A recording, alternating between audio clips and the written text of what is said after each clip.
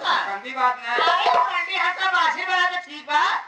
अरे तू बाजिन वैसे काहे जो का बाजे मार भौजी चाहबे नहीं भाई नायक का मन 10-20 लड़का हो जाते हैं चल सही ना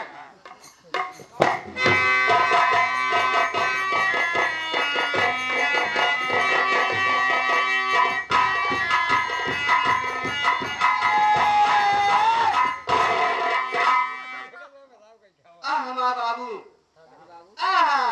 और के हमारा बाबू टेम्पू में बैठ के जाते हैं हम जा बाबू के साथ बाबू वो है हाँ अरे हमरा हमनी के लगही अरे हमनी के लगही सुताई ये अम्मा और बेटा पी के रोज करेला डरा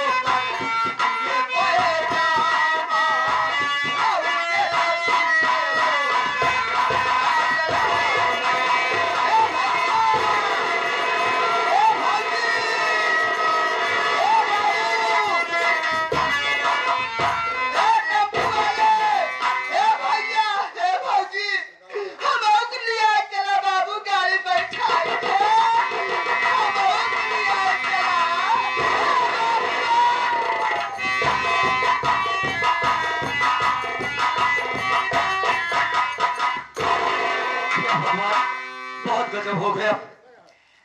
जिस विक्रम से हम दोनों प्राणी जा रहे थे उसी विक्रम के जस्ट सामने एक पागल लड़की आके कहने लगी रुक जाओ भैया भाभी मैं भी आप लोगों के साथ में चलूंगी। इतना कहते हुए बेचारी विक्रम के सामने आ गई और विक्रम का ड्राइवर बेचारा गाड़ी कंट्रोल नहीं कर पाया। उस विक्रम से पागल लड़की का एक्सीडेंट हो गया और उस एक्सीडेंट में मेरी रेखा और वो अनजान पागल लड़की बेचारी बहुत बीमार हो गई है। हे भगवान भाई साहब चलो जल्दी से